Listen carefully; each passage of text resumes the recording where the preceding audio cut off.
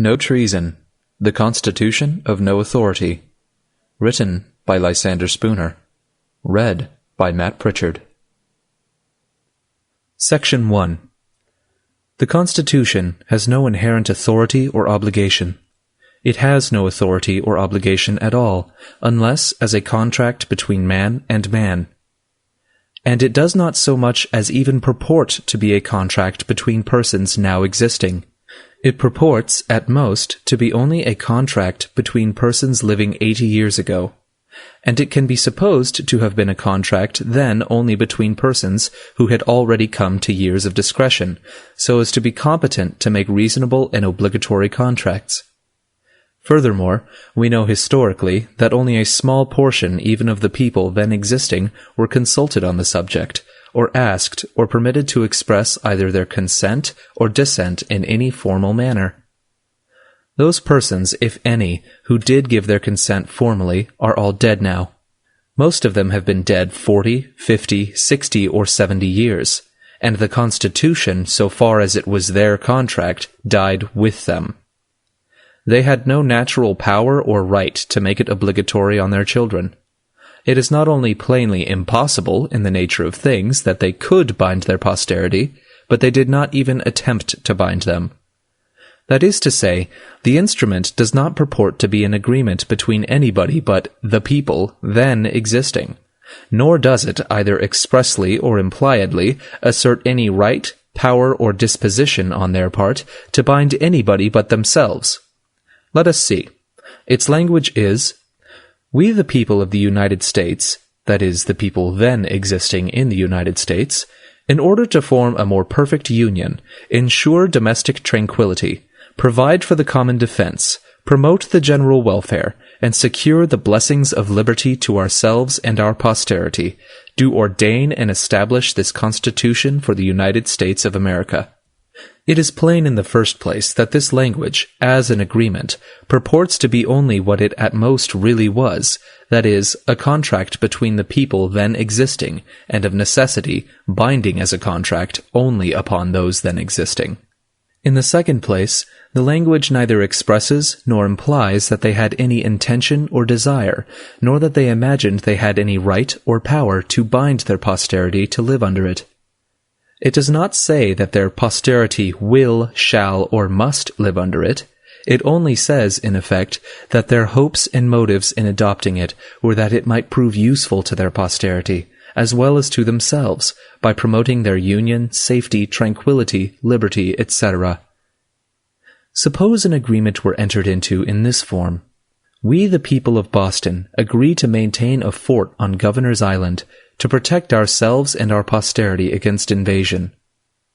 This agreement, as an agreement, would clearly bind nobody but the people then existing. Secondly, it would assert no right, power, or disposition on their part to compel their posterity to maintain such a fort.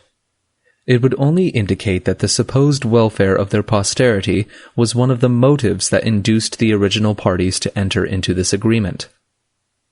When a man says he is building a house for himself and his posterity, he does not mean to be understood as saying that he has any thought of binding them, nor is it to be inferred that he is so foolish as to imagine that he has any right or power to bind them to live in it. So far as they are concerned, he only means to be understood as saying his hopes and motives in building it are that they, or at least some of them, may find it for their happiness to live in it. When a man says he is planting a tree for himself and his posterity, he does not mean to be understood as saying that he has any thought of compelling them, nor is it to be inferred that he is such a simpleton as to imagine that he has any right or power to compel them to eat the fruit. So far as they are concerned, he only means to say that his hopes and motives in planting the tree are that its fruit may be agreeable to them. So it was with those who originally adopted the Constitution.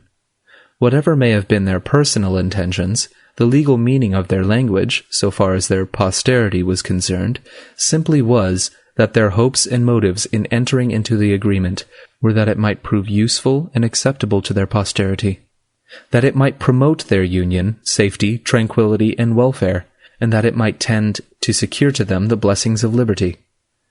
The language does not assert nor at all imply any right, power, or disposition on the part of the original parties to the agreement to compel their posterity to live under it. If they had intended to bind their posterity to live under it, they should have said that their objective was not to secure to them the blessings of liberty, but to make slaves of them. For if their posterity are bound to live under it, they are nothing less than the slaves of their foolish, tyrannical, and dead grandfathers. It cannot be said that the Constitution formed the people of the United States for all time into a corporation. It does not speak of the people as a corporation, but as individuals. A corporation does not describe itself as we, nor as people, nor as ourselves, nor does a corporation, in legal language, have any posterity. It supposes itself to have, and speaks of itself as having, perpetual existence as a single individuality. Moreover, no body of men, existing at any one time, have the power to create a perpetual corporation.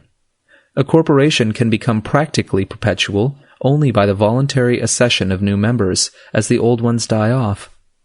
But for this voluntary accession of new members, the corporation necessarily dies with the death of those who originally composed it. Legally speaking, therefore, there is in the Constitution nothing that professes or attempts to bind the posterity of those who established it. If, then, those who established the Constitution had no power to bind, and did not attempt to bind their posterity, the question arises whether their posterity have bound themselves. If they have done so, they can have done so only in one or both of these two ways, that is, by voting and paying taxes. Section 2. Let us consider these two matters, voting and tax-paying, separately. And first, of voting. All the voting that has ever taken place under the Constitution has been of such a kind that it not only did not pledge the whole people to support the Constitution, but it did not even pledge any one of them to do so, as the following considerations show. 1. In the very nature of things, the act of voting could bind nobody but the actual voters. But owing to the property qualifications required, it is probable that during the first 20 or 30 years under the Constitution, not more than 1/10, 15th, or perhaps 20th of the whole population, black and white, men, women, and minors, were permitted to vote. Consequently, so far as voting was concerned, not more than 1/10, 15th, or 20th of those then existing could have incurred any obligation to support the Constitution. At the present time, it is probable that not more than 1/6 of the whole population are permitted to vote. Consequently, so far as voting is concerned, the other 5/6 can have given no pledge that they will support the Constitution. 2. Of the 1/6 that are permitted to vote, probably not more than 2/3, about 1/9 of the whole population, have usually voted. Many never vote at all. Many vote only once in 2, 3, 5, or 10 years in periods of great excitement. No one, by voting, can be said to pledge himself for any longer period than that for which he votes. If, for example, I vote for an officer who is to hold his office for only a year, I cannot be said to have thereby pledged myself to support the government beyond that term.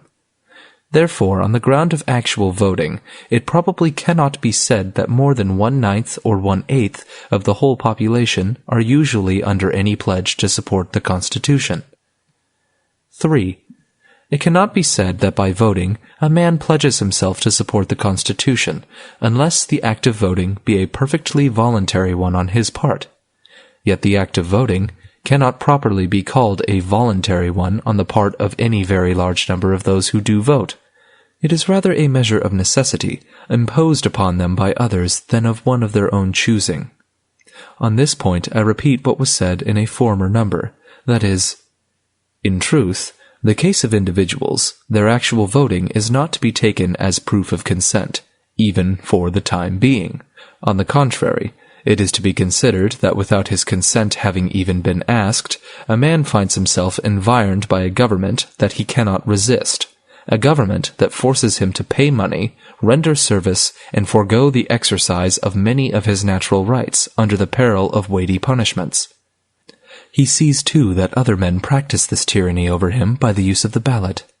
He sees further that if he will but use the ballot himself, he has some chance of relieving himself from this tyranny of others by subjecting them to his own.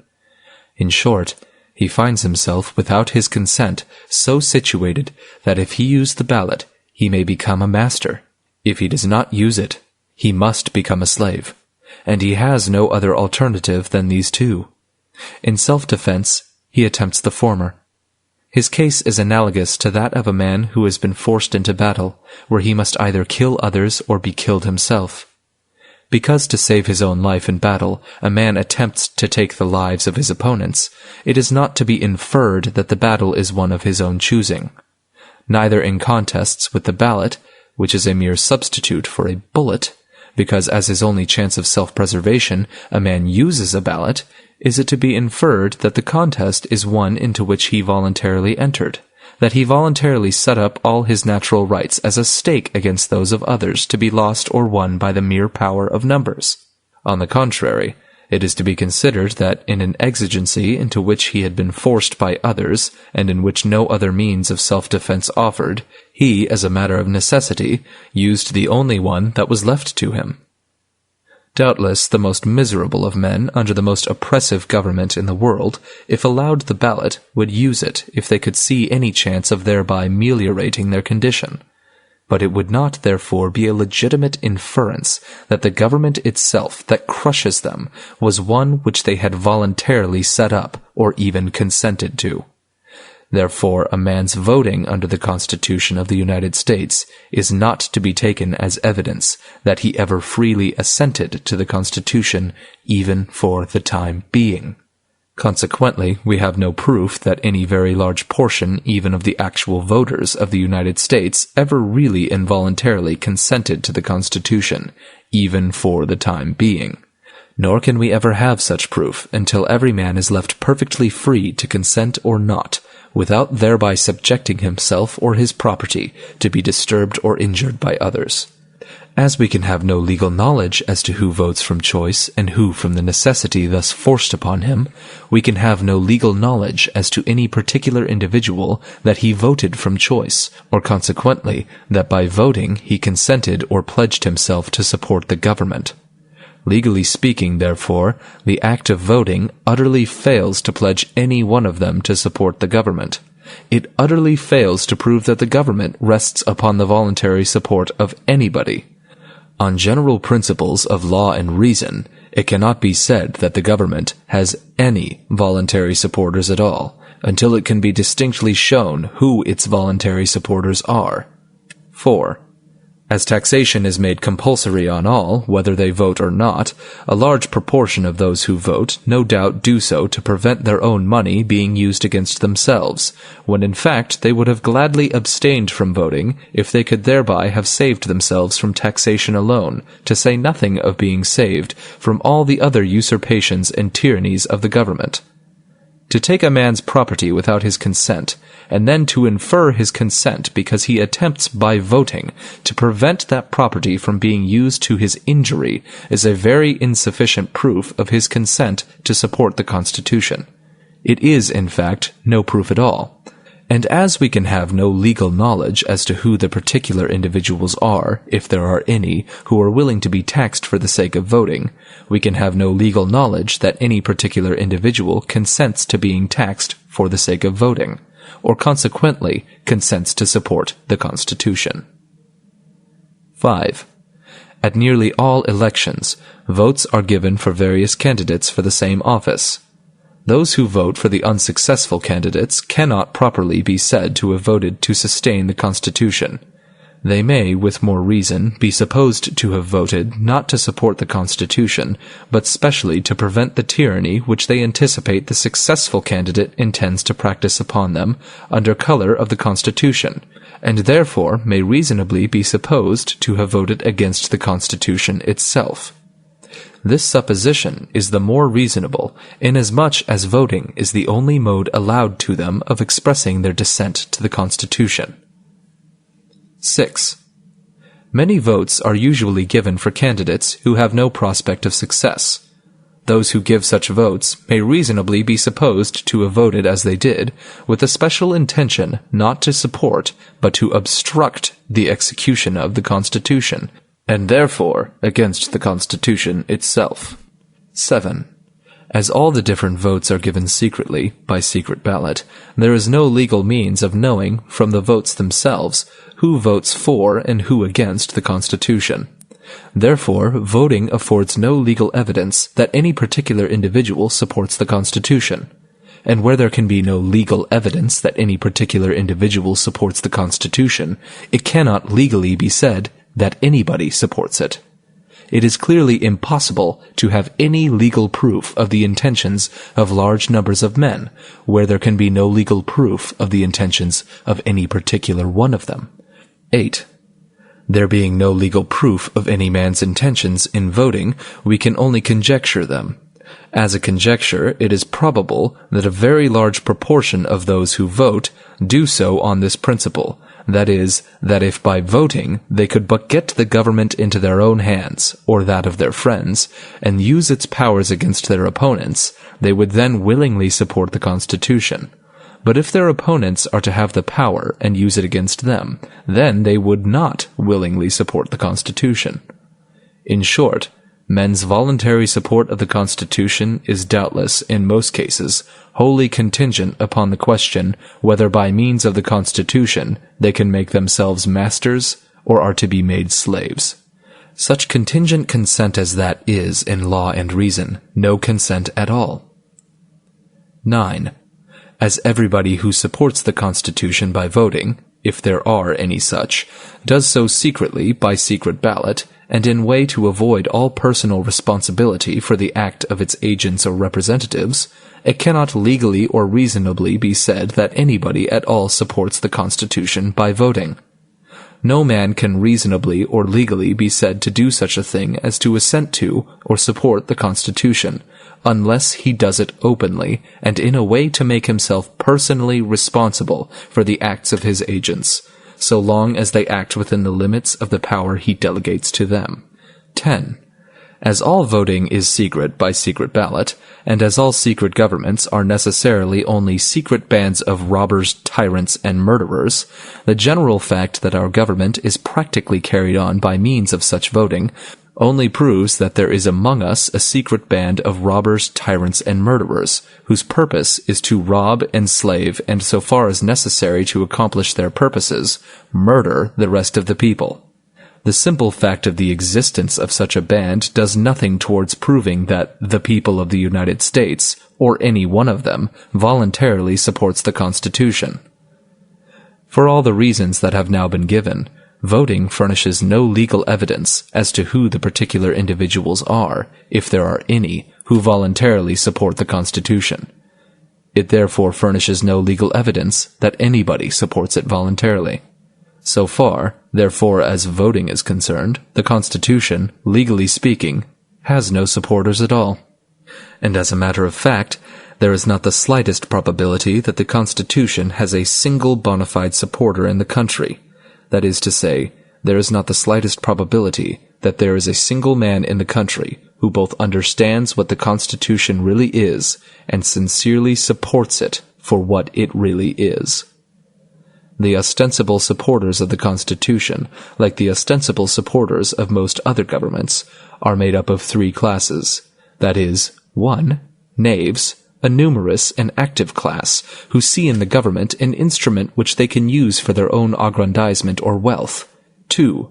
Dupes, a large class, no doubt, each of whom, because he is allowed one voice out of millions in deciding what he may do with his own person and his own property, and because he is permitted to have the same voice in robbing, enslaving, and murdering others, that others have in robbing, enslaving, and murdering himself, is stupid enough to imagine that he is a free man, a sovereign, that this is a free government, a government of equal rights, the best government on earth, and such like absurdities. 3. A class who have some appreciation of the evils of government, but either do not see how to get rid of them, or do not choose to so far sacrifice their private interests as to give themselves seriously and earnestly to the work of making a change. Section 3. The payment of taxes being compulsory, of course, furnishes no evidence that anyone voluntarily supports the Constitution. 1. It is true that the theory of our Constitution is that all taxes are paid voluntarily, that our government is a mutual insurance company voluntarily entered into by the people with each other, that each man makes a free and purely voluntary contract with all others who are party to the Constitution, to pay so much money for so much protection, the same as he does with any other insurance company, and that he is just as free not to be protected and not to pay tax as he is to pay a tax and be protected. But this theory of our government is wholly different from the practical fact. The fact is that the government, like a highwayman, says to a man, your money or your life. And many, if not most, taxes are paid under the compulsion of that threat. The government does not indeed waylay a man in a lonely place, spring upon him from the roadside, and holding a pistol to his head, proceed to rifle his pockets. But the robbery is none the less a robbery on that account, and it is far more dastardly and shameful. The highwayman takes solely upon himself the responsibility, danger, and crime of his own act. He does not pretend that he has any rightful claim to your money, or that he intends to use it for your own benefit. He does not pretend to be anything but a robber. He has not acquired impudence enough to profess to be merely a protector, and that he takes men's money against their will, merely to enable him to protect those infatuated travelers, who feel perfectly able to protect themselves, or do not appreciate his peculiar system of protection. He is too sensible a man to make such professions as these. Furthermore, having taken your money, he leaves you as you wish him to do. He does not persist in following you on the road against your will, assuming to be your rightful sovereign on the account of the protection he affords you. He does not keep protecting you by commanding you to bow down and serve him, by requiring you to do this and forbidding you to do that, by robbing you of more money as often as he finds it in his interest or pleasure to do so, and by branding you as a rebel, a traitor, and an enemy of your country, and shooting you down without mercy if you dispute his authority or resist his demands. He is too much of a gentleman to be guilty of such impostures and insults and villainies as these. In short, he does not, in addition to robbing you, attempt to either make you his dupe or his slave. The proceedings of those robbers and murderers who call themselves the government are directly the opposite of these of the single highwaymen. In the first place, they do not, like him, make themselves individually known, or consequently take upon themselves personally the responsibility of their acts. On the contrary, they secretly, by secret ballot, designate some one of their number to commit the robbery in their behalf, while they keep themselves practically concealed. They say to the person thus designated, "Go to A. B. and say to him that the government has need of money to meet the expenses of protecting him and his property. If he presumes to say that he has never contracted with us to protect him, and that he wants none of our protection, say to him that that is our business and not his, that we choose to protect him, whether he desires us to do so or not, and that we demand pay, too, for protecting him. If he dares to inquire who the individuals are who have thus taken upon themselves the title of the government, and who assume to protect him, and demand payment of him, without his ever having made any contract with them, say to him that that too is our business, and not his, that we do not choose to make ourselves individually known to him, that we have secretly, by secret ballot, appointed you our agent to give him notice of our demands, and if he complies with them, to give him, in our name, a receipt that will protect him against any similar demand for the present year. If he refuses to comply, seize and sell enough of his property to pay not only our demands, but all your own expenses and trouble besides. If he resists the seizure of his property, call upon the bystanders to help you. Doubtless some of them will prove to be members of our band. If, in defending his property, he should kill any of our band who are assisting you, capture him at all hazards, charge him in one of our courts with murder, convict him, and hang him.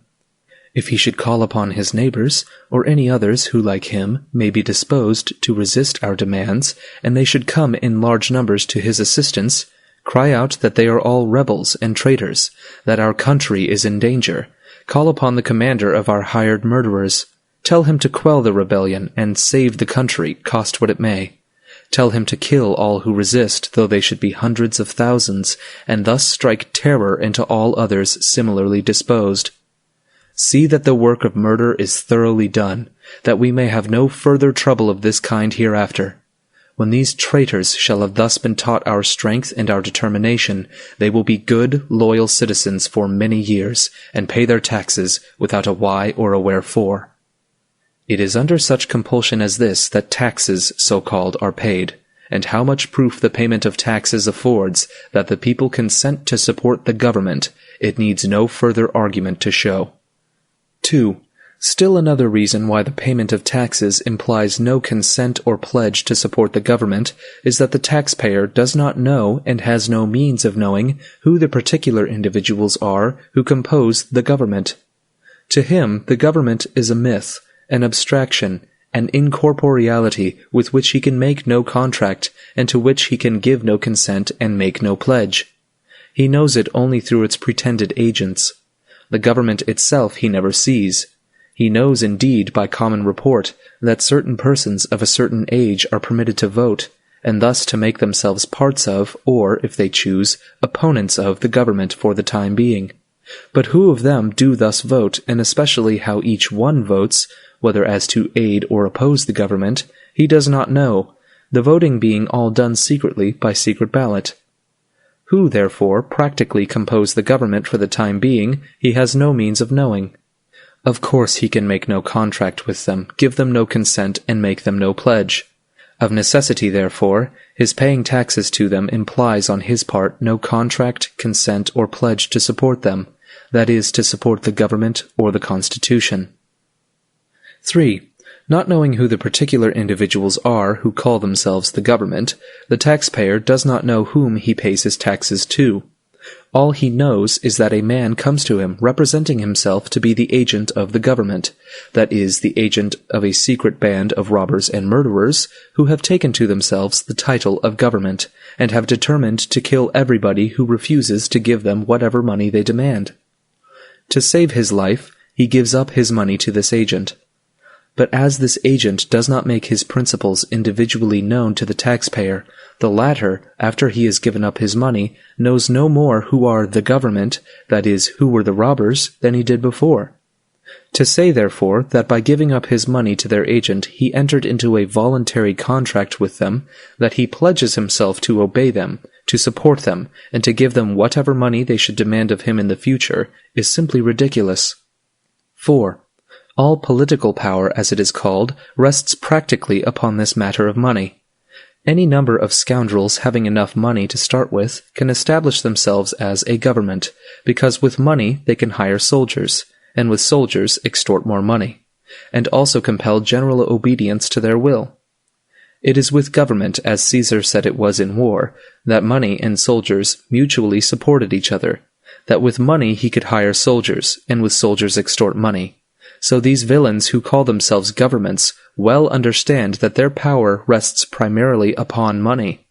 With money they can hire soldiers, and with soldiers extort money. And when their authority is denied, the first use they always make of money is to hire soldiers to kill or subdue all who refuse them more money. For this reason, whoever desires liberty should understand these vital facts, that is, 1. That every man who puts money into the hands of a government, so-called, puts into its hands a sword which will be used against himself, to extort more money from him, and also to keep him in subjection to its arbitrary will. 2. That those who will take his money without his consent in the first place will use it for his further robbery and enslavement, if he presumes to resist their demands in the future. 3. That it is a perfect absurdity to suppose that any body of men would ever take a man's money without consent for any such object as they profess to take it for, that is, that of protecting him, for why should they wish to protect him if he does not wish them to do so? To suppose that they would do so is just as absurd as it would be to suppose that they would take his money, without his consent, for the purpose of buying food or clothing for him when he did not want it. 4. If a man wants protection, he is competent to make his own bargains for it, and nobody has any occasion to rob him in order to protect him against his will. 5. that the only security men can have for their political liberty consists in their keeping their money in their own pockets until they have assurances, perfectly satisfactory to themselves, that it will be used as they wish it to be used, for their benefit and not for their injury. 6. That no government so-called can reasonably be trusted for a moment, or reasonably be supposed to have honest purposes in view any longer than it depends wholly upon voluntary support. These facts are all so vital and so self-evident that it cannot reasonably be supposed that anyone will voluntarily pay money to a government for the purpose of securing its protection unless he first makes an explicit and purely voluntary contract with it for that purpose.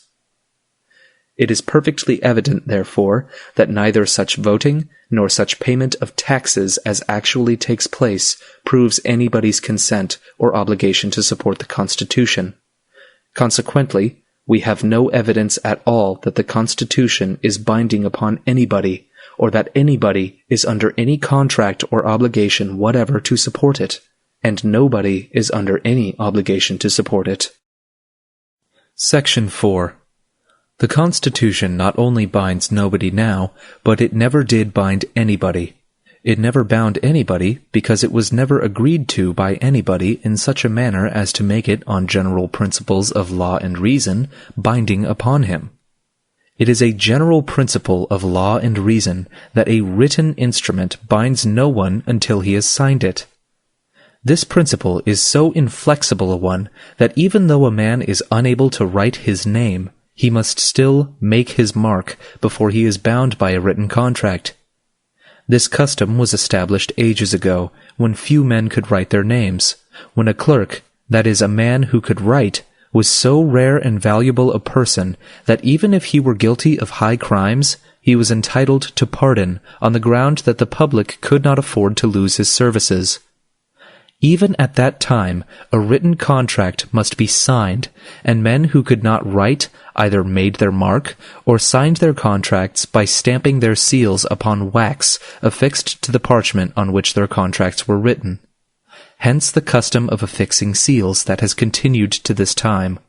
The law holds, and reason declares, that if a written instrument is not signed, the presumption must be that the party to be bound by it did not choose to sign it, or to bind himself by it. And law and reason both give him until the last moment in which to decide whether he will sign it or not. Neither law nor reason requires or expects a man to agree to an instrument until it is written, for until it is written, he cannot know its precise legal meaning.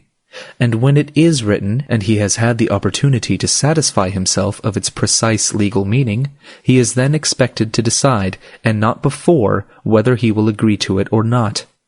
And if he do not then sign it, his reason is supposed to be that he does not choose to enter into such a contract. The fact that the instrument was written for him to sign, or with the hope that he would sign it, goes for nothing. Where would be the end of fraud and litigation if one party could bring into court a written instrument without any signature and claim to have it enforced upon the ground that it was written for another man to sign, that this other man had promised to sign it, that he ought to have signed it, that he had had the opportunity to sign it if he would, but that he had refused or neglected to do so? Yet that is the most that could ever be said of the Constitution.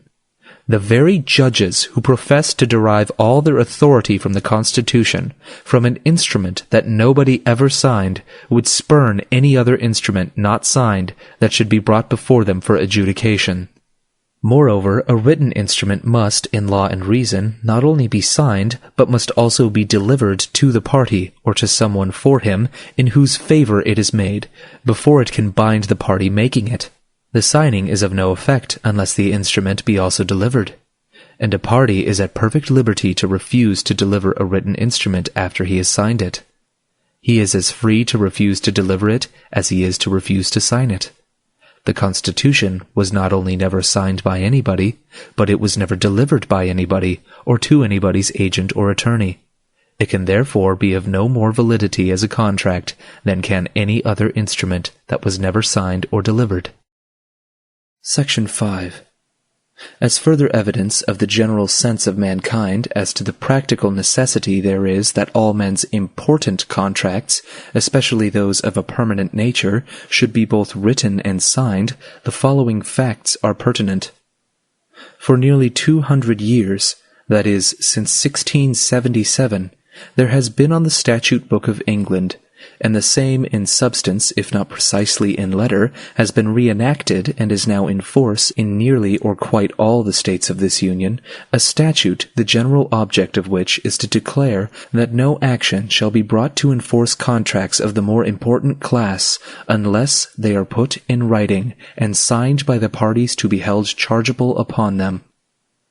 The principle of the statute, be it observed, is not merely that written contracts shall be signed, but also that all contracts, except those specially exempted, generally those that are for small amounts and are to remain in force but for a short time, shall be both written and signed. The reason of the statute on this point is that it is now so easy a thing for men to put their contracts in writing and to sign them, and their failure to do so opens the door to so much doubt, fraud, and litigation that men who neglect to have their contracts of any considerable importance written and signed ought not to have the benefit of courts of justice to enforce them. And this reason is a wise one, and that experience has confirmed its wisdom and necessity is demonstrated by the fact that it has been acted upon in England for nearly 200 years, and has been so nearly universally adopted in this country, and that nobody thinks of repealing it.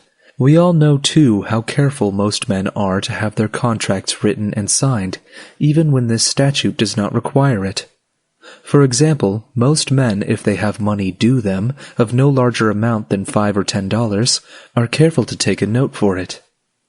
If they buy even a small bill of goods, paying for it at the time of delivery, they take a receipted bill for it. If they pay a small balance of a book account, or any other small debt previously contracted, they take a written receipt for it. Furthermore, the law everywhere, probably, in our country as well as in England, requires that a large class of contracts, such as wills, deeds, etc., shall not only be written and signed, but also sealed, witnessed, and acknowledged. And in the case of married women conveying their rights in real estate, the law in many states requires that the women shall be examined separate and apart from their husbands, and declare that they sign their contracts free of any fear or compulsion of their husbands.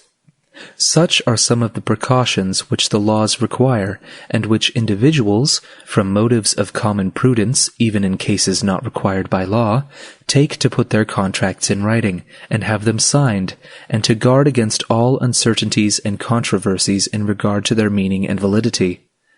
And yet we have what purports, or professes, or is claimed to be a contract, the Constitution, made 80 years ago by men who are now all dead and who have never had any power to bind us, but which, it is claimed, has nevertheless bound 3 generations of men, consisting of many millions, and which, it is claimed, will be binding upon all the millions that are to come, but which nobody ever signed, sealed, delivered, witnessed, or acknowledged, and which few persons, compared to the whole number that are claimed to be bound by it, have ever read, or ever seen, or ever will read or see. And of those who have ever read it, or ever will read it, scarcely any 2, perhaps no 2, have ever agreed or ever will agree as to what it means.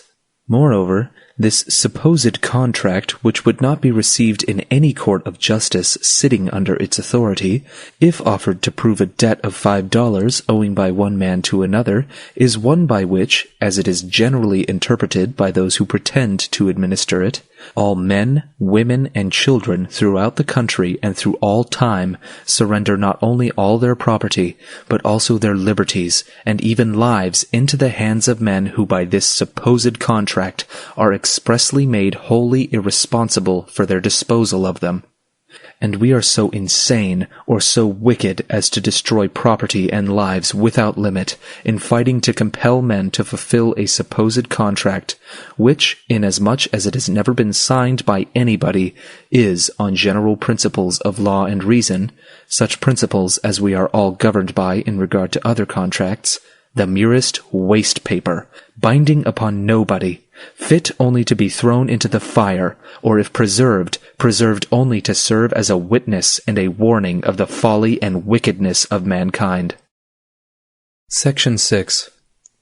It is no exaggeration, but a literal truth to say that by the Constitution, not as I interpret it, but as it is interpreted by those who pretend to administer it, the properties, liberties, and lives of the entire people of the United States are surrendered unreservedly into the hands of men who, it is provided by the Constitution itself, shall never be questioned as to any disposal they make of them.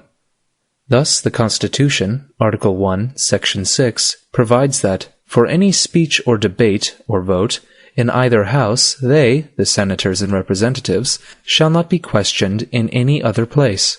The whole lawmaking power is given to these senators and representatives, when acting by a 2/3 vote, and this provision protects them from all responsibility for the laws they make. The Constitution also enables them to secure the execution of all their laws, by giving them power to withhold the salaries of, and to impeach and remove all judicial and executive officers who refuse to execute them. Thus the whole power of the government is in their hands, and they are made utterly irresponsible for the use they make of it. What is this but absolute, irresponsible power? It is no answer to this view of the case to say that these men are under oath to use their power only within certain limits. For what care they, or what should they care for oaths or limits, when it is expressly provided by the Constitution itself that they shall never be questioned or held to any responsibility whatever for violating their oaths or transgressing those limits? Neither is it any answer to this view of the case to say that the particular individuals holding this power can be changed once in 2 or 6 years, for the power of each set of men is absolute during the term for which they hold it, and when they can hold it no longer, they are succeeded only by men whose power will be equally absolute and irresponsible. Neither is it any answer to this view of the case to say that the men holding this absolute, irresponsible power must be men chosen by the people, or portions of them, to hold it. A man is none the less a slave because he is allowed to choose a new master once in a term of years. Neither are a people any the less slaves because permitted periodically to choose new masters. What makes them slaves is the fact that they now are, and are always hereafter to be, in the hands of men whose power over them is, and always is to be, absolute and irresponsible. The right of absolute and irresponsible dominion is the right of property, and the right of property is the right of absolute, irresponsible dominion. The two are identical, the one necessarily implying the other. Neither can exist without the other. If, therefore, Congress have that absolute and irresponsible law-making power which the Constitution, according to their interpretation of it, gives them, it can only be because they own us as property. If they own us as property, they are our masters, and their will is our law. If they do not own us as property, they are not our masters, and their will, as such, is of no authority over us. But these men who claim and exercise this absolute and irresponsible dominion over us dare not be consistent, and claim either to be our masters or to own us as property. They say they are only our servants, agents, attorneys, and representatives. But this declaration involves an absurdity, a contradiction. No man can be my servant, agent, attorney, or representative, and be at the same time uncontrollable by me, and irresponsible to me for his acts. It is of no importance that I appointed him, and put all the power in his hands. If I made him uncontrollable by me, and irresponsible to me, he is no longer my servant, agent, attorney, or representative. If I gave him absolute, irresponsible power over my property, I gave him the property. If I gave him absolute, irresponsible power over myself, I made him my master, and gave myself to him as a slave. And it is of no importance whether I call him master or servant, agent or owner. The only question is, what power did I put into his hands? Was it an absolute and irresponsible one, or a limited and responsible one? For still another reason, they are neither our servants, agents, attorneys, nor representatives. And that reason is that we do not make ourselves responsible for their acts. If a man is my servant, agent, or attorney, I necessarily make myself responsible for all his acts done within the limits of the power I have entrusted to him. If I have entrusted him as my agent with either absolute power or any power at all over the persons or properties of other men than myself, I thereby necessarily make myself responsible to those other persons for any injuries he may do them, so long as he acts within the limits of the power I have granted him. But no individual who may be injured in his person or property by acts of Congress can come to the individual electors and hold them responsible for these acts of their so-called agents or representatives. This fact proves that these pretended agents of the people, of everybody, are really the agents of nobody. If, then, nobody is individually responsible for the acts of Congress, the members of Congress are nobody's agents. And if they are nobody's agents, they are themselves individually responsible for their own acts, and for the acts of all whom they employ. And the authority they are exercising is simply their own individual authority. And, by the law of nature, the highest of all laws, anybody injured by their acts, anybody who is deprived by them of his property or his liberty, has the same right to hold them individually responsible that he has to hold any other trespasser individually responsible. He has the same right to resist them and their agents that he has to resist any other trespassers. Section 7. It is plain, then, that on general principles of law and reason, such principles as we all act upon in courts of justice and in common life, the Constitution is no contract, that it binds nobody, and never did bind anybody, and all that those who pretend to act by its authority are really acting without any legitimate authority at all, that on general principles of law and reason they are mere usurpers, that everybody not only has the right, but is morally bound to treat them as such.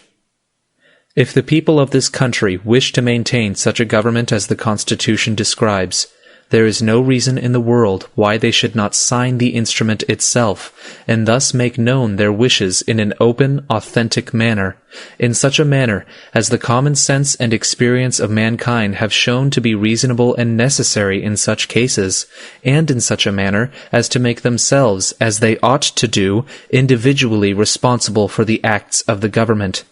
But the people have never been asked to sign it. And the only reason why they have never been asked to sign it has been that it has been known that they never would sign it, that they were neither such fools nor knaves as they must needs have been to be willing to sign it, that, at least as it has been practically interpreted, it is not what any sensible or honest man wants for himself, nor such as he has any right to impose upon others.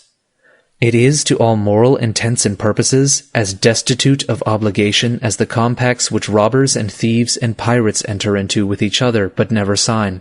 If any considerable number of the people believe the Constitution to be good, why do they not sign it themselves, and make laws for and administer them upon each other, leaving all other persons who do not interfere with them in peace? Until they have tried the experiment for themselves, how can they have the face to impose the Constitution upon, or even to recommend it to others? Plainly, the reason for such absurd and inconsistent conduct is that they want the Constitution not solely for any honest or legitimate use it can be of to themselves or others, but for the dishonest and illegitimate power it gives them over the persons and properties of others. But for this latter reason, all their eulogiums on the Constitution, all their exhortations, and all their expenditures of money and blood to sustain it would be wanting. Section 8. The Constitution itself, then, being of no authority, on what authority does our government practically rest? On what ground can those who pretend to administer it claim the right to seize men's property, to restrain them of their natural liberty of action, industry, and trade, and to kill all who deny their authority to dispose of men's property, liberties, and lives at their pleasure or discretion?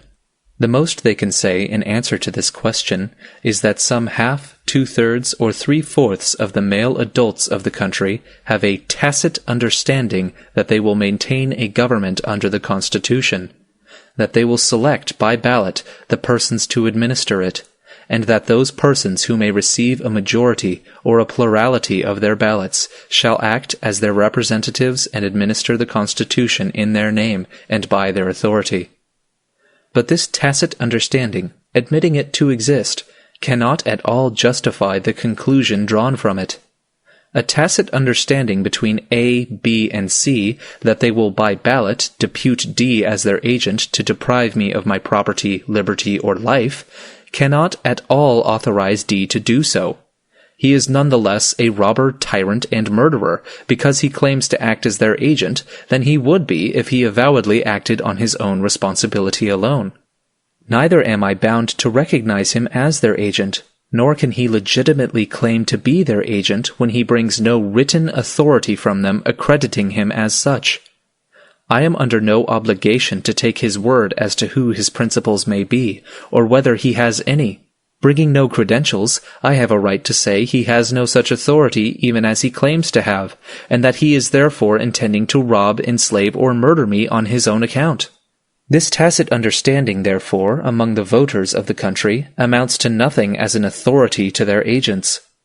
Neither do the ballots by which they select their agents avail any more than does their tacit understanding, for their ballots are given in secret, and therefore in a way to avoid any personal responsibility for the acts of their agents. No body of men can be said to authorize a man to act as their agent to the injury of a third person, unless they do it in so open and authentic a manner as to make themselves personally responsible for his acts. None of the voters in this country appoint their political agents in any open, authentic manner, or in any manner to make themselves responsible for their acts. Therefore, these pretended agents cannot legitimately claim to be really agents.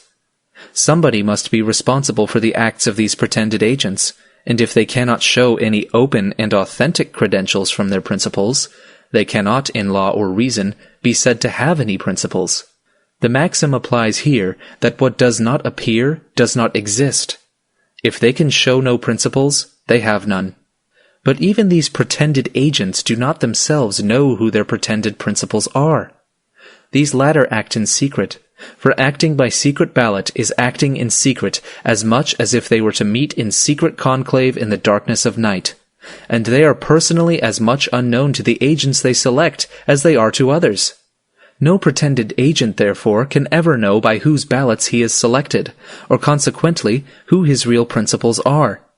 Not knowing who his principles are, he has no right to say that he has any. He can, at most, say only that he is the agent of a secret band of robbers and murderers, who are bound by that faith which prevails among confederates in crime to stand by him if his acts done in their name shall be resisted.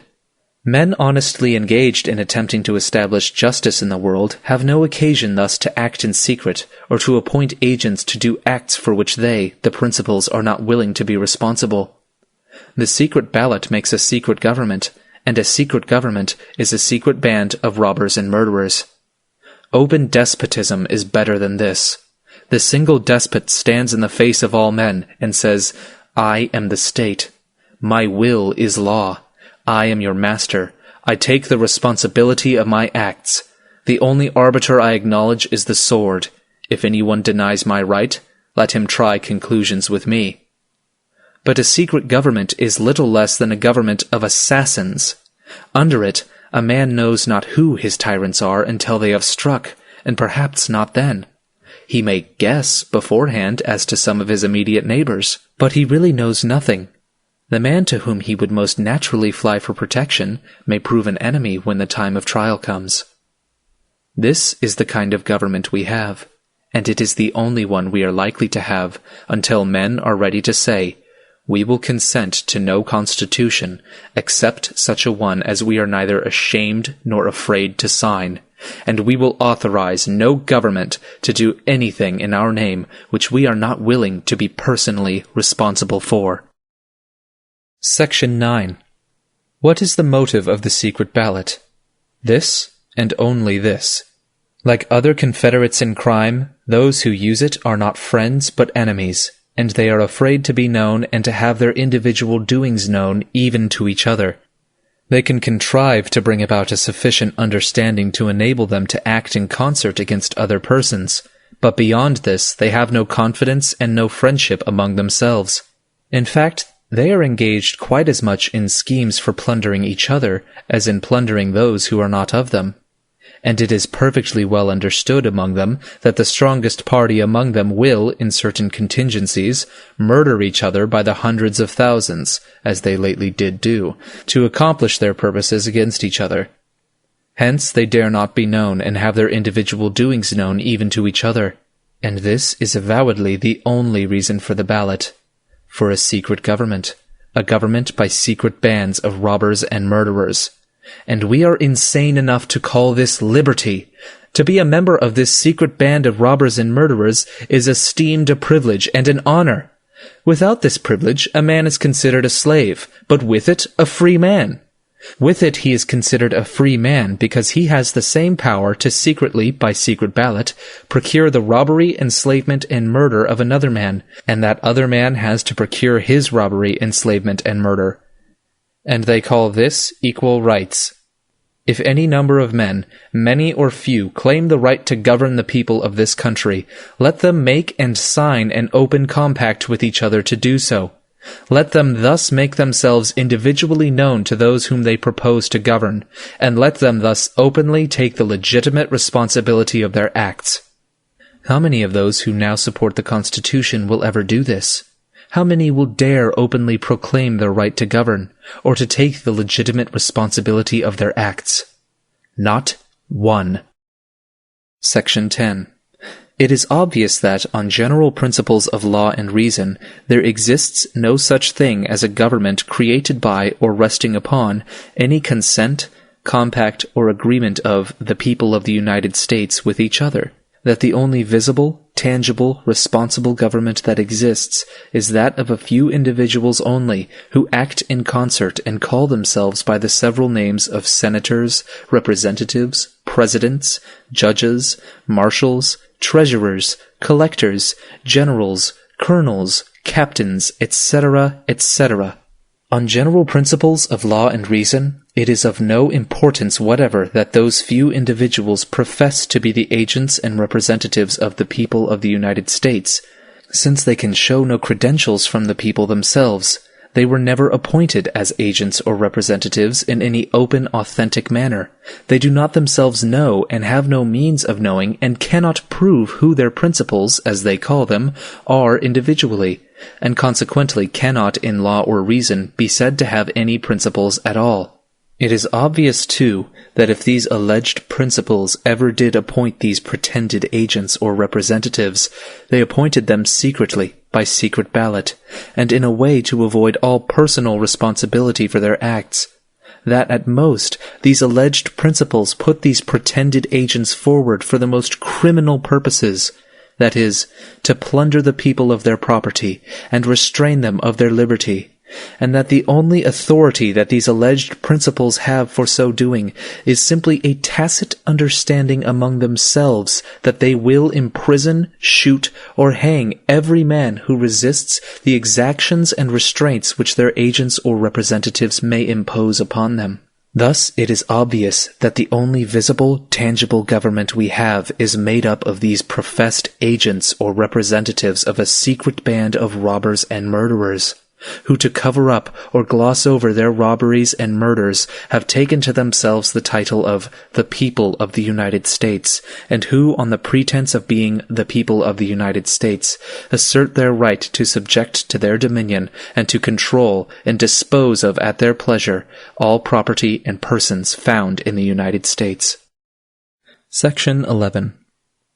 On general principles of law and reason, the oaths which these pretended agents of the people take to support the Constitution are of no validity or obligation. And why? For this, if for no other reason, that is, that they are given to nobody. There is no privity, as the lawyers say, that is, no mutual recognition, consent, and agreement between those who take these oaths and any other persons. If I go upon Boston Common, and in the presence of 100,000 people, men, women, and children, with whom I have no contract on the subject, take an oath that I will enforce upon them the laws of Moses, of Lycurgus, of Solon, of Justinian, or of Alfred, that oath is, on general principles of law and reason, of no obligation. It is of no obligation not merely because it is intrinsically a criminal one, but also because it is given to nobody, and consequently pledges my faith to nobody. It is merely given to the winds.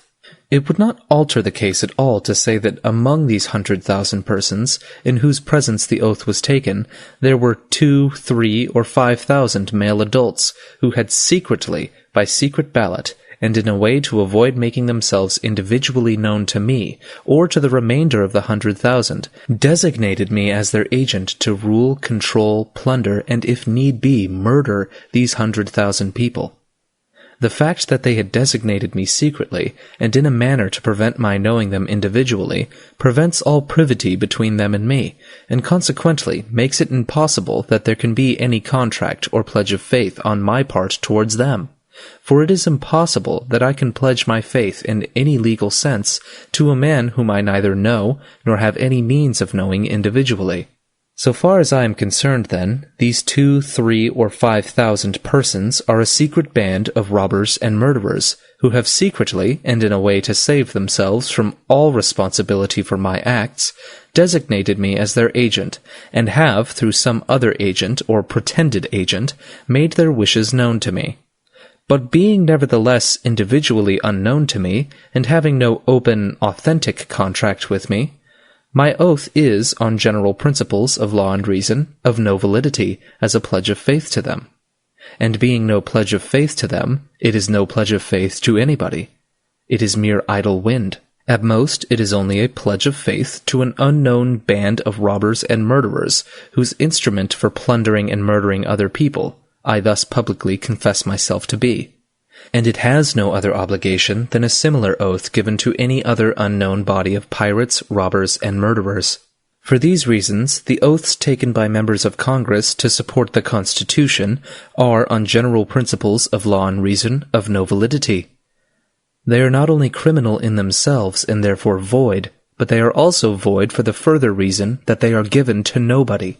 It cannot be said that in any legitimate or legal sense they are given to the people of the United States, because neither the whole nor any large portion of the whole people of the United States ever either openly or secretly appointed or designated these men as their agents to carry the Constitution into effect. The great body of the people, that is, men, women, and children, were never asked or even permitted to signify in any formal manner, either openly or secretly, their choice or wish on the subject. The most that these members of Congress can say in favor of their appointment is simply this. Each one can say for himself, I have evidence satisfactory to myself that there exists scattered throughout the country a band of men having a tacit understanding with each other and calling themselves the people of the United States, whose general purposes are to control and plunder each other, and all other persons in the country, and so far as they can, even in neighboring countries, and to kill every man who shall attempt to defend his person and property against their schemes of plunder and dominion. Who these men are individually, I have no certain means of knowing, for they sign no papers and give no open, authentic evidence of their individual membership. They are not known individually even to each other. They are apparently as much afraid of being individually known to each other as being known to other persons. Hence they ordinarily have no mode either of exercising or of making known their individual membership, otherwise than by giving their votes secretly for certain agents to do their will. But although these men are individually unknown, both to each other and to other persons, it is generally understood in the country that none but male persons of the age of 21 years and upwards can be members. It is also generally understood that all male persons born in the country, having certain complexions, and in some localities certain amounts of property, and in certain cases even persons of foreign birth, are permitted to be members. But it appears that usually not more than 1/2 2/3, or in some cases, 3/4 of all who are thus permitted to become members of the band ever exercise or consequently prove their actual membership in the only mode in which they ordinarily can exercise or prove it, that is, by giving their votes secretly for the officers or agents of the band.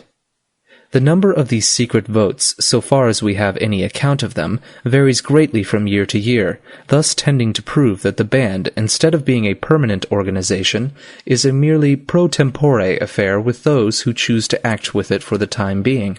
The gross number of these secret votes, or what purports to be their gross number in different localities, is occasionally published. Whether these reports are accurate or not, we have no means of knowing. It is generally supposed that great frauds are often committed in depositing them. They are understood to be received and counted by certain men, who are themselves appointed for that purpose by the same secret process by which all other officers and agents of the band are selected. According to the reports of these receivers of votes, for whose accuracy or honesty, however, I cannot vouch, and according to my best knowledge of the whole number of male persons in my district, who it is supposed were permitted to vote, it would appear that 1/2, 2/3, or 3/4 actually did vote. Who the men were individually who cast these votes, I have no knowledge, for the whole thing was done secretly. But of the secret votes thus given for what they call a member of Congress, the receivers reported that I had a majority, or at least a larger number than any one person, and it is only by virtue of such a designation that I am now here to act in concert with other persons similarly selected in other parts of the country.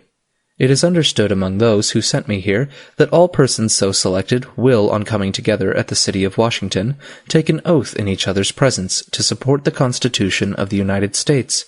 By this it is meant a certain paper that was drawn up 80 years ago. It was never signed by anybody, and apparently has no obligation, and never had any obligation as a contract. In fact, few persons ever read it, and doubtless much the largest number of those who voted for me and the others never even saw it, or now pretend to know what it means.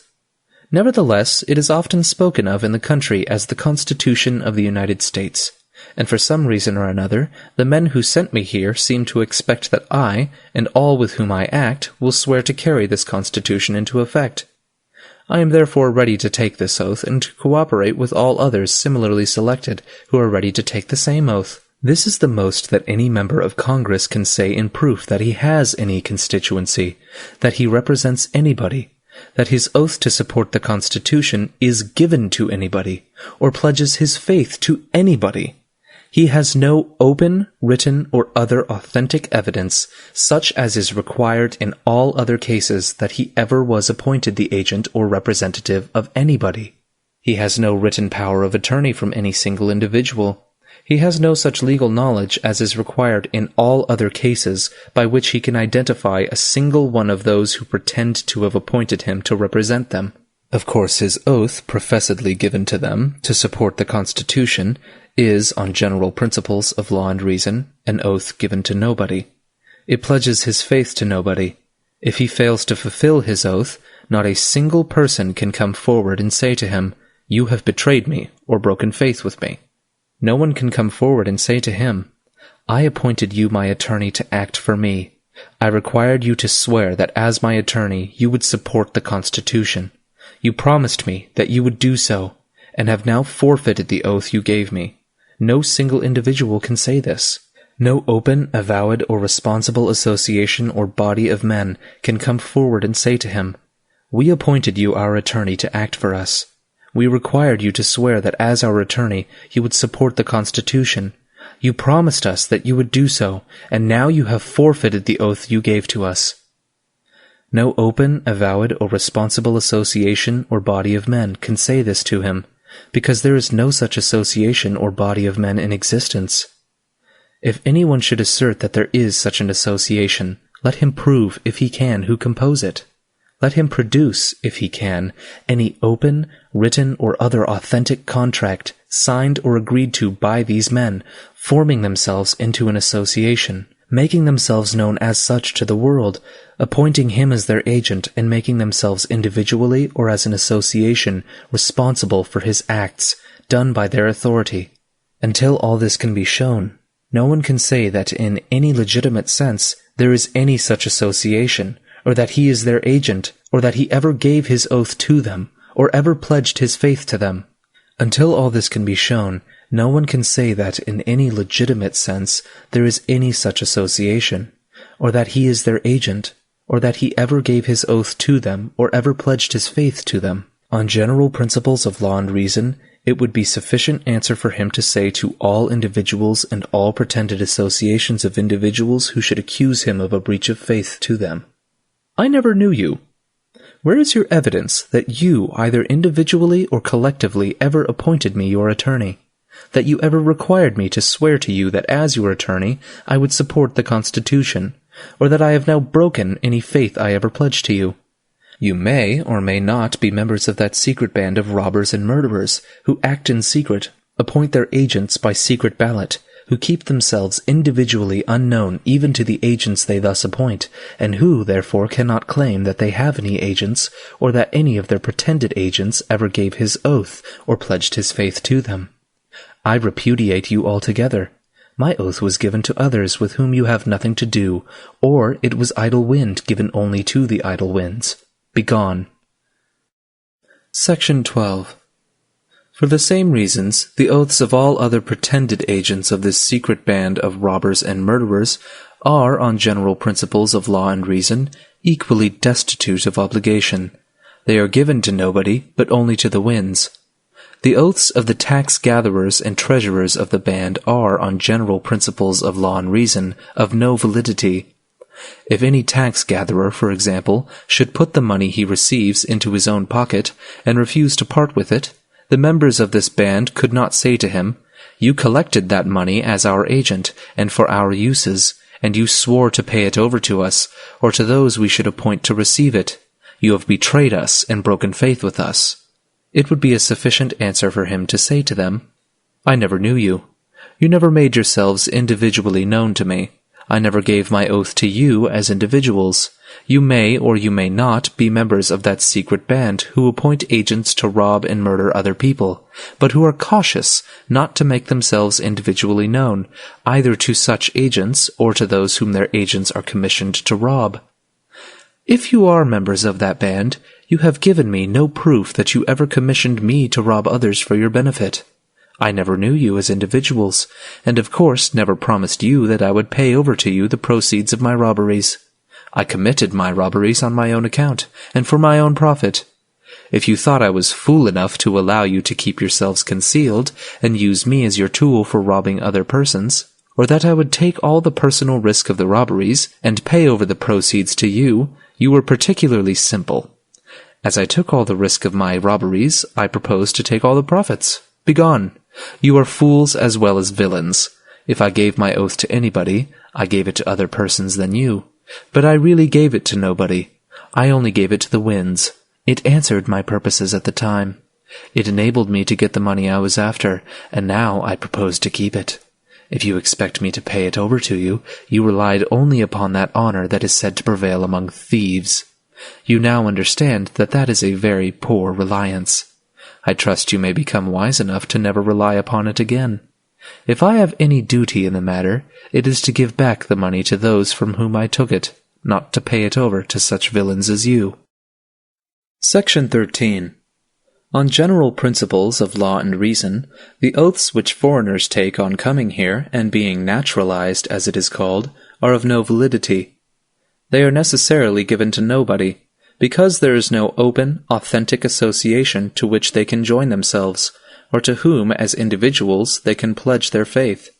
No such association or organization as the people of the United States, having ever been formed by any open, written, authentic, or voluntary contract, there is, on general principles of law and reason, no such association or organization in existence.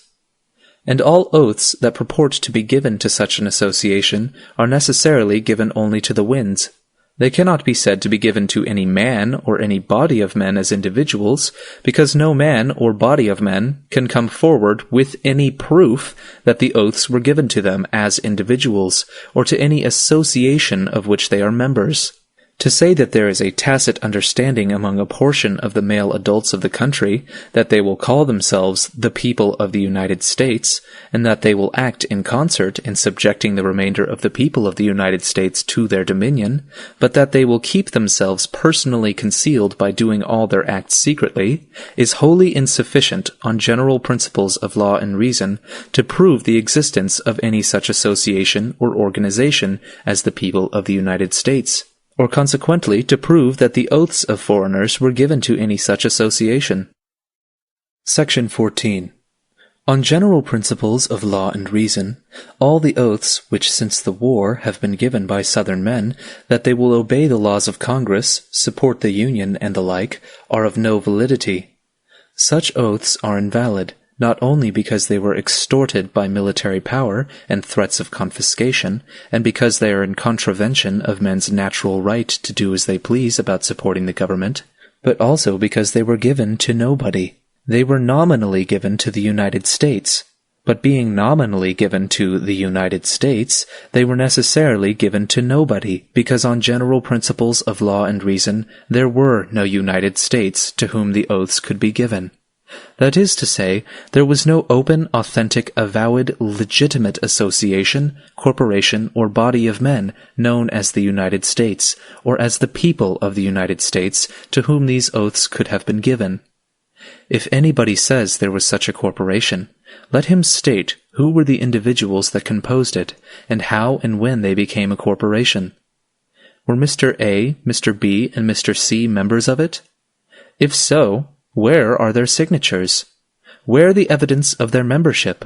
Where the record? Where the open, authentic proof? There is none. Therefore, in law and reason, there was no such corporation. On general principles of law and reason, every corporation, association, or organized body of men having a legitimate corporate existence and legitimate corporate rights must consist of certain known individuals who can prove by legitimate and reasonable evidence their membership. But nothing of this kind can be proved in regard to the corporation or body of men who call themselves the United States.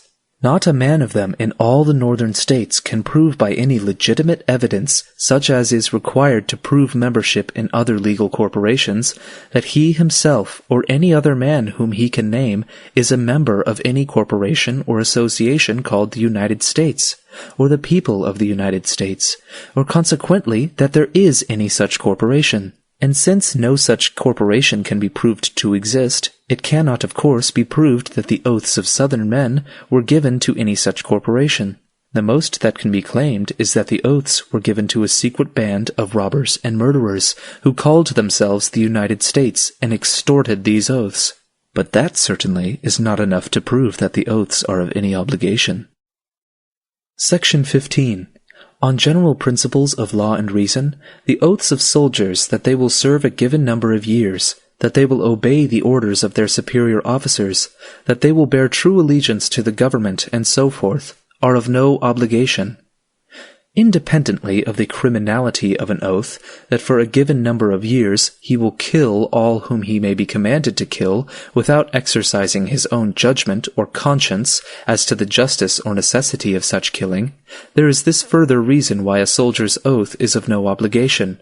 That is, that like all other oaths that have now been mentioned, it is given to nobody.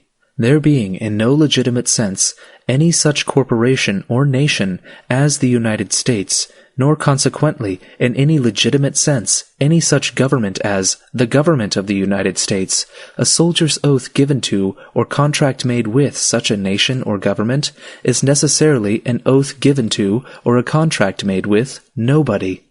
Consequently, such oath or contract can be of no obligation. Section 16. On general principles of law and reason, the treaties, so-called, which purport to be entered into with other nations by persons calling themselves ambassadors, secretaries, presidents, and senators of the United States, in the name and in the behalf of the people of the United States, are of no validity. These so-called ambassadors, secretaries, presidents, and senators, who claim to be the agents of the people of the United States for making these treaties, can show no open, written or other authentic evidence that either the whole people of the United States or any other open, avowed, responsible body of men calling themselves by that name ever authorized these pretended ambassadors and others to make treaties in the name of or binding upon any one of the people of the United States, or any other avowed, responsible body of men calling themselves by that name ever authorized these pretended ambassadors, secretaries, and others in their name and behalf to recognize certain other persons, calling themselves emperors, kings, queens, and the like, as the rightful rulers, sovereigns, masters, or representatives of the different peoples whom they assume to govern, to represent, and to bind. The nations, as they are called, with whom our pretended ambassadors, secretaries, presidents, and senators profess to make treaties, are as much myths as our own. On general principles of law and reason, there are no such nations. That is to say, neither the whole people of England, for example, nor any open, avowed, responsible body of men calling themselves by that name, ever by any open, written, or other authentic contract with each other, formed themselves into a bona fide, legitimate association or organization, or authorized any king, queen, or other representative to make treaties in their name, or to bind them, either individually or as an association by such treaties. Our pretended treaties, then, being made with no legitimate or bona fide nations or representative of nations, and being made, on our part, by persons who have no legitimate authority to act for us, have intrinsically no more validity than a pretended treaty made by the man in the moon with the king of the Pleiades. Section 17. On general principles of law and reason, debts contracted in the name of the United States, or of the people of the United States, are of no validity. It is utterly absurd to pretend that debts to the amount of 2,500 millions of dollars are binding upon 35 or 40 millions of people, when there is not a particle of legitimate evidence, such as would be required to prove a private debt, that can be produced against any one of them, that either he or his properly authorized attorney ever contracted to pay 1 cent. Certainly, neither the whole people of the United States, nor any number of them, ever separately or individually contracted to pay a cent of these debts. Certainly, also, neither the whole people of the United States, nor any number of them, ever by any open, written, or other authentic and voluntary contract, united themselves as a firm, corporation, or association by the name of the United States, or the people of the United States, and authorized their agents to contract debts in their name.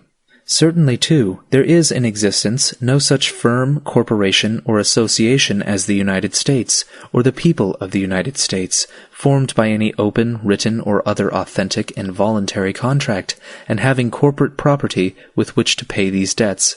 How, then, is it possible, on any general principle of law or reason, that debts that are binding upon nobody individually can be binding upon 40 millions of people collectively, when on general and legitimate principles of law and reason, these 40 millions of people neither have nor ever had any corporate property, never made any corporate or individual contract, and neither have nor ever had any corporate existence?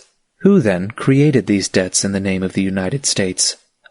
Why, at most, only a few persons, calling themselves members of Congress, etc., who pretended to represent the people of the United States, but who really represented only a secret band of robbers and murderers, who wanted money to carry on the robberies and murders in which they were engaged, and who intended to extort from the future people of the United States, by robbery and threats of murder, and real murder if that should prove necessary, the means to pay these debts.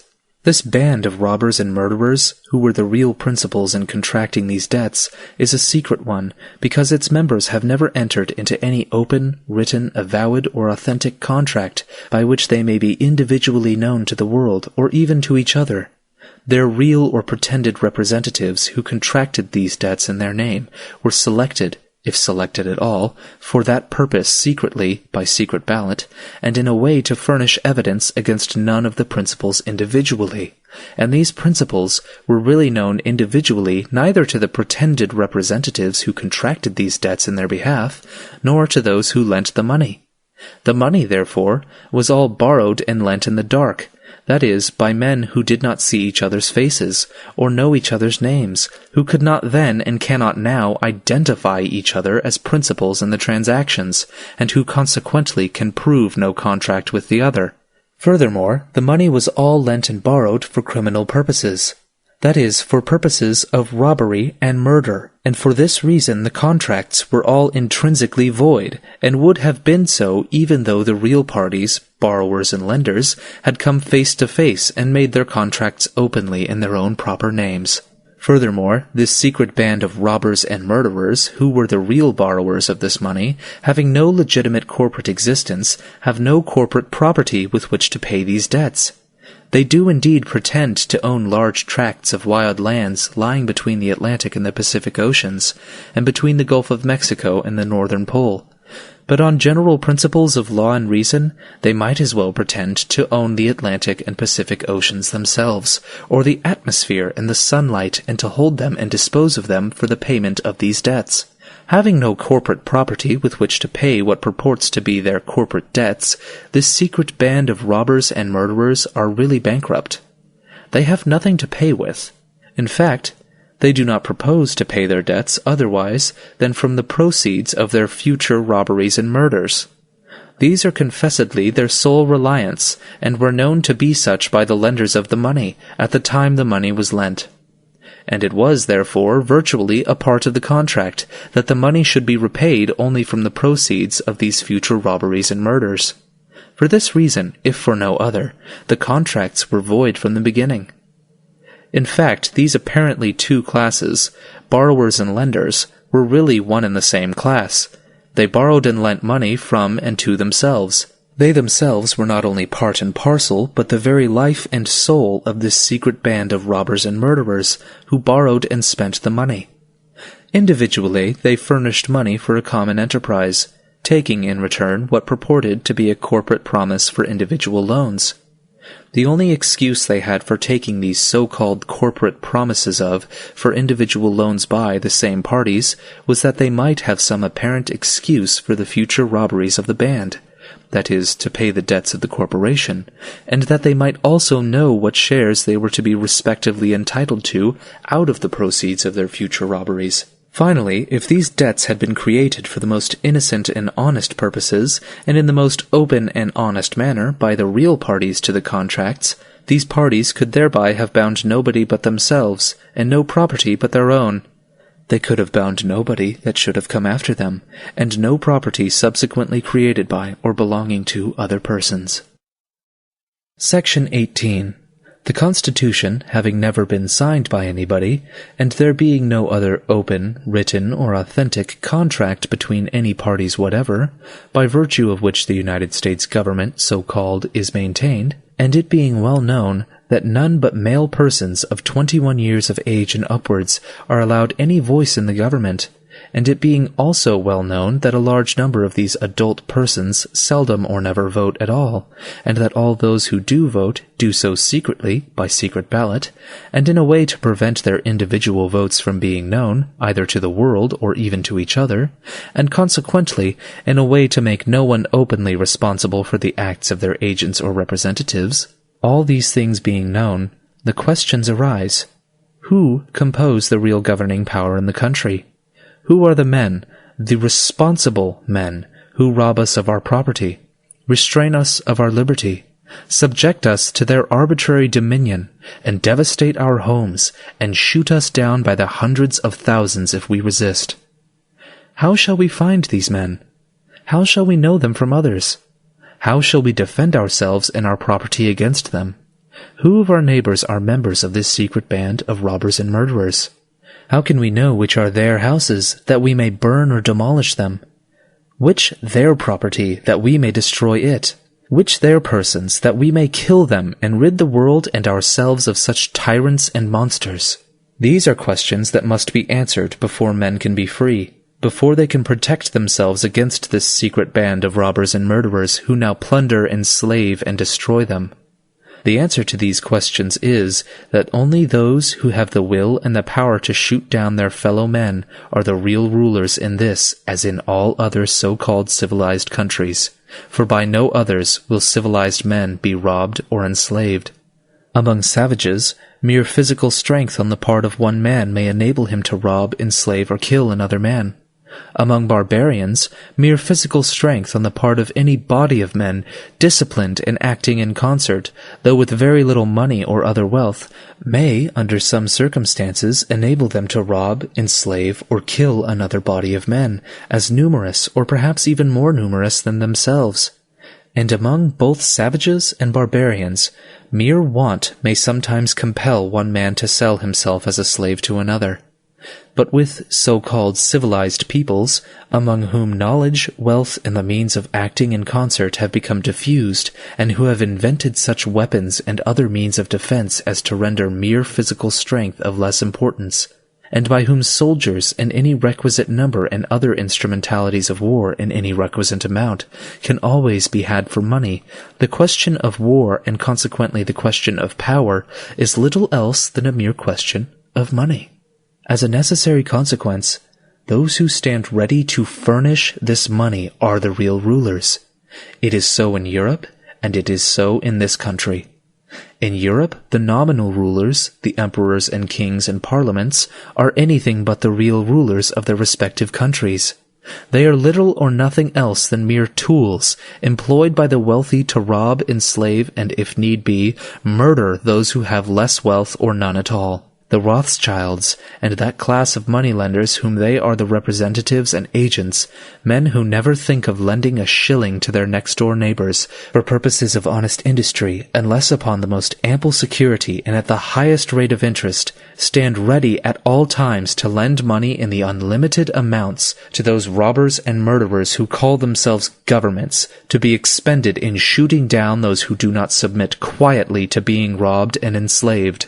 They lend their money in this manner, knowing that it is to be expended in murdering their fellow men, for simply seeking their liberty and their rights, knowing also that neither the interest nor the principal will ever be paid, except as it will be extorted under the terror of the repetition of such murders as those for which the money lent is to be expended. These moneylenders, the Rothschilds for example, say to themselves, "If we lend 100 million sterling to the Queen and Parliament of England, it will enable them to murder 20, 50, or 100,000 people in England, Ireland, or India, and the terror inspired by such wholesale murder will enable them to keep the whole people of those countries in subjection for 20 or perhaps 50 years to come, to control all their trade and industry, and to extort from them large amounts of money under the name of taxes, and from the wealth thus extorted from them, they, the Queen and the Parliament, can afford to pay us a higher rate of interest for our money than we can get in any other way. Or, if we lend this sum to the Emperor of Austria, it will enable him to murder so many of his people as to strike terror into the rest, and thus enable him to keep them in subjection and extort money from them for 20 or 50 years to come. And they say the same in regard to the Emperor of Russia, the King of Prussia, the Emperor of France, or any other ruler so called, who in their judgment will be able, by murdering a reasonable portion of his people, to keep the rest in subjection and extort money from them for a long time to come, to pay the interest and principal of the money lent him. And why are these men so ready to lend money for murdering their fellow men? Solely for this reason, that is, that such loans are considered better investments than loans for purposes of honest industry. They pay higher rates of interest, and it is less trouble to look after them. This is the whole matter. The question of making these loans is, with these lenders, a mere question of pecuniary profit. They lend money to be expended in the robbing, enslaving, and murdering of their fellow men, solely because on the whole such loans pay better than any others. They are no respecters of persons, no superstitious fools that reverence monarchs. They care no more for a king or an emperor than they do for a beggar, except as he is a better customer and can pay them better interest for their money. If they doubt his ability to make his murders successful for maintaining his power, and thus extorting money from his people in future, They dismiss him as unceremoniously as they would dismiss any other hopeless bankrupt who should want to borrow money to save himself from open insolvency. When these great lenders of blood money, like the Rothschilds, have loaned vast sums in this way for purposes of murder to an emperor or a king, they sell out the bonds taken by them in small amounts to anybody and everybody who are disposed to buy them at satisfactory prices to hold as investments. They, the Rothschilds, thus soon get back their money with great profits, and are now ready to lend money in the same way again to any other robber and murderer called an emperor or a king, who they think is likely to be successful in his robberies and murders, and able to pay a good price for the money necessary to carry them on. This business of lending blood money is one of the most thoroughly sordid, cold-blooded, and criminal that was ever carried on to any considerable extent amongst human beings. It is like lending money to slave traders or to common robbers and pirates to be repaid out of their plunder, and the men who loan money to governments so-called for the purposes of enabling the latter to rob, enslave, and murder their people are among the greatest villains that the world has ever seen. And they as much deserve to be hunted and killed, if they cannot otherwise be got rid of, as any slave trader, robbers, or pirates that ever lived. When these emperors and kings so-called have obtained their loans, they proceed to hire and train immense numbers of professional murderers called soldiers, and employ them in shooting down all who resist their demands for money. In fact, most of them keep large bodies of these murderers constantly in their service, as their only means of enforcing their extortions. There are now, I think, 4 or 5 millions of these professional murderers constantly employed by the so-called sovereigns of Europe. The enslaved people are, of course, forced to support and pay all these murderers, as well as to submit to all the other extortions which these murderers are employed to enforce. It is only in this way that most of the so-called governments of Europe are maintained. These so-called governments are in reality only great bands of robbers and murderers, organized, disciplined, and constantly on the alert. And the so-called sovereigns in these different governments are simply the heads or chiefs of different bands of robbers and murderers. And these heads or chiefs are dependent upon the lenders of blood money for the means to carry on their robberies and murders. They could not sustain themselves a moment but for the loans made to them by these blood money loanmongers, and their first care is to maintain their credit with them, for they know their end is come the instant their credit with them fails. Consequently, the first proceeds of their extortions are scrupulously applied to the payment of the interest on their loans. In addition to paying the interest on their bonds, they perhaps grant to the holders of them great monopolies in banking, like the banks of England, of France, and of Vienna, with the agreement that these banks shall furnish money whenever, in sudden emergencies, it may be necessary to shoot down more of their people. Perhaps also, by means of tariffs on competing imports, they give great monopolies to certain branches of industry in which these lenders of blood money are engaged.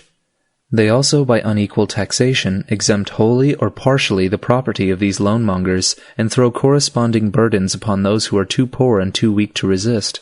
Thus it is evident that all these men who call themselves by high-sounding names of emperors, kings, sovereigns, monarchs, most Christian majesties, most Catholic majesties, high mightinesses, most serene and potent princes, and the like, and who claim to rule by the grace of God or by divine right, that is, by special authority from heaven, are intrinsically not only the merest miscreants and wretches, engaged solely in plundering, enslaving, and murdering their fellow men, but that they are also the merest hangers-on, the servile, obsequious, fawning dependents and tools of those blood-money loanmongers, on whom they rely for the means to carry on their crimes. These loanmongers, like the Rothschilds, laugh in their sleeves and say to themselves, "These despicable creatures who call themselves emperors and kings and majesties, and most serene and potent princes, who profess to wear crowns and sit on thrones, who deck themselves with ribbons and feathers and jewels, and surround themselves with hired flatterers and lickspittles, and who we suffer to strut around and palm themselves off upon fools and slaves, as sovereigns and lawgivers, specially appointed by Almighty God, and to hold themselves out as the sole fountains of honors and dignities and wealth and power. All these miscreants and impostors know that we make them, and use them, that in us they live, move, and have their being. that we require them as the price of their position to take upon themselves all the labor, all the danger, and all the odium of all the crimes they commit for our profit, and that we will unmake them, strip them of their gewgaws, and send them out into the world as beggars, or give them over to the vengeance of the people they have enslaved the moment they refuse to commit any crime we require of them, or to pay over to us such a share of the proceeds of their robberies as we see fit to demand. Section 19. Now, what is true in Europe is substantially true in this country. The difference is the immaterial one, that in this country there is no visible, permanent head or chief of these robbers and murderers who call themselves the government. That is to say, there is no one man who calls himself the state, or even emperor, king, or sovereign. No one who claims that he and his children rule by the grace of God, by divine right, or by special appointment from heaven. There are only certain men who call themselves presidents, senators, and representatives, and claim to be the authorized agents, for the time being, or for certain short periods, of all the people of the United States, but who can show no credentials or powers of attorney, or any other open, authentic evidence that they are so, and who notoriously are not so, but are really only the agents of a secret band of robbers and murderers, whom they themselves do not know, and have no means of knowing individually, but who, they trust, will open or secretly, when the crisis comes, sustain them in all their usurpations and crimes. What is important to be noticed is that these so-called presidents, senators, and representatives, these pretended agents of all the people of the United States, the moment their exactions meet with any formidable resistance from any portion of the people themselves, are obliged, like their co-robbers and murderers in Europe, to fly at once to the lenders of blood money for the means to sustain their power. And they borrow their money on the same principle, and for the same purpose, that is, to be expended in shooting down all those people of the United States, their own constituents and principals as they profess to call them, who resist the robberies and enslavement which these borrowers of money are practicing upon them. And they expect to repay the loans, if at all, only from the proceeds of the future robberies, which they anticipate it will be easy for them and their successors to perpetrate through a long series of years upon their pretended principles, if they can but shoot down now some hundreds of thousands of them and thus strike terror into the rest.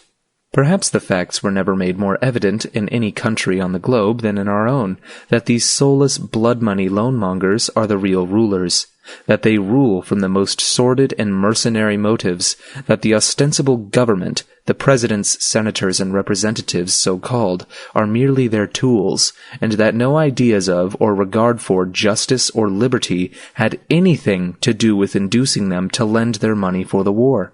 In proof of all this, look at the following facts.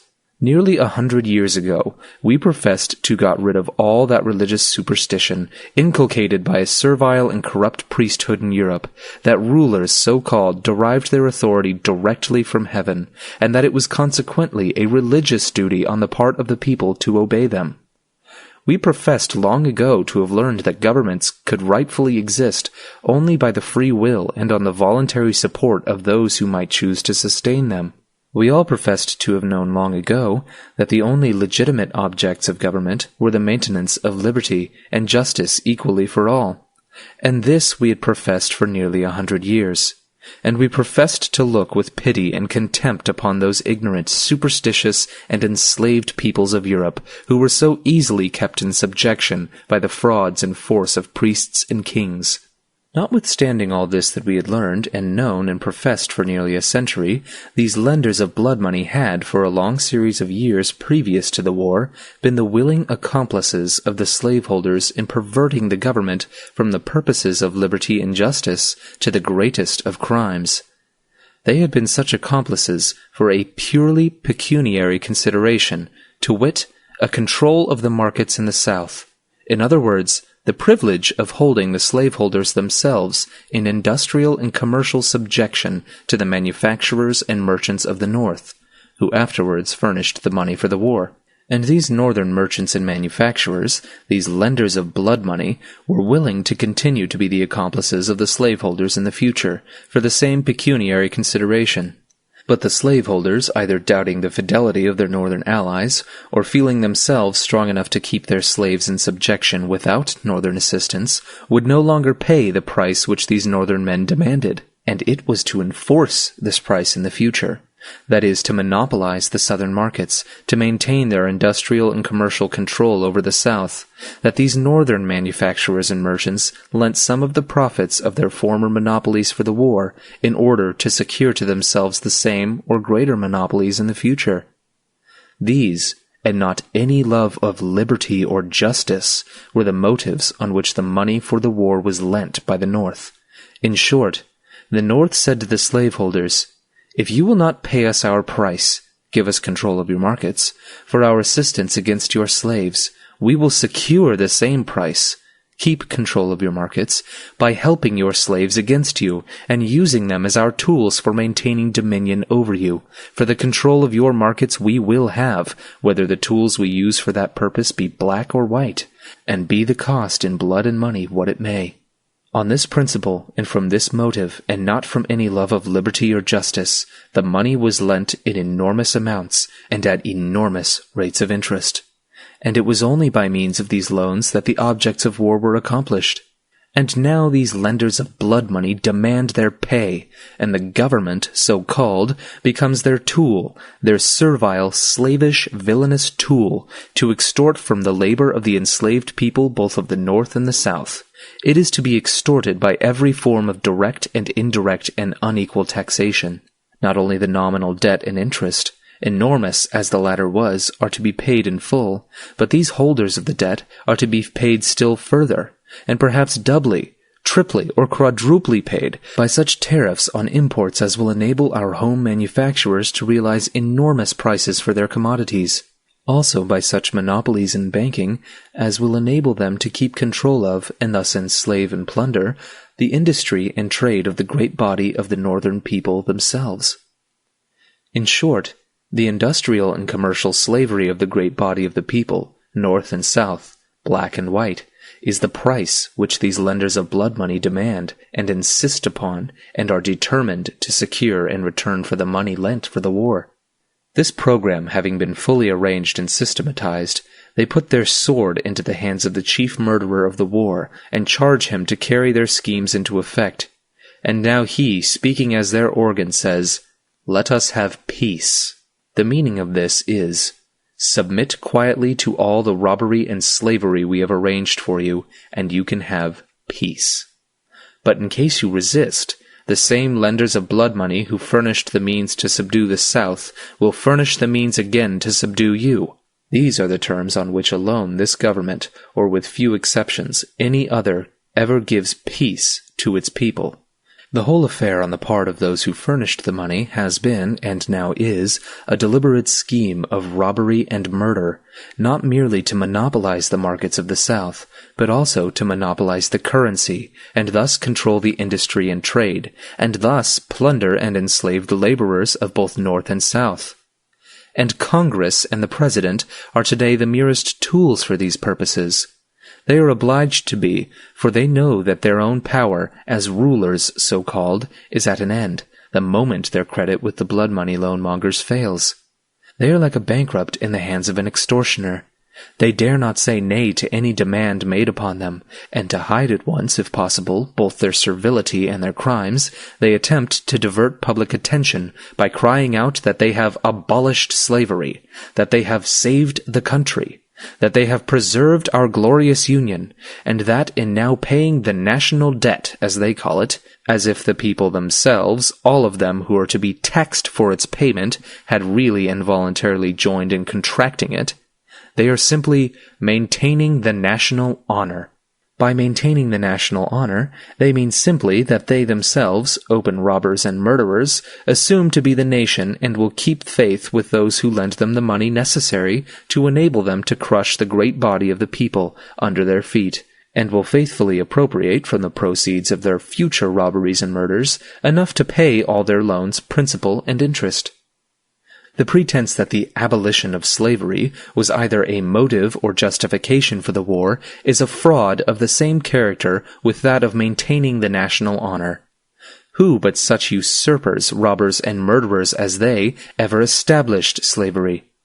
Or what government, except one resting upon the sword, like the one we now have, was ever capable of maintaining slavery? And why did these men abolish slavery?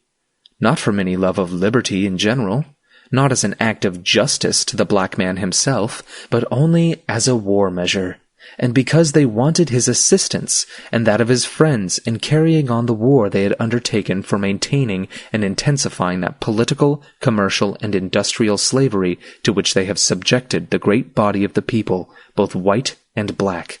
And yet these impostors now cry out that they have abolished the chattel slavery of the black man, although that was not the motive of the war, as if they thought they could thereby conceal, atone for, or justify that other slavery for which they were fighting to perpetuate and to render more rigorous and inexorable than it ever was before.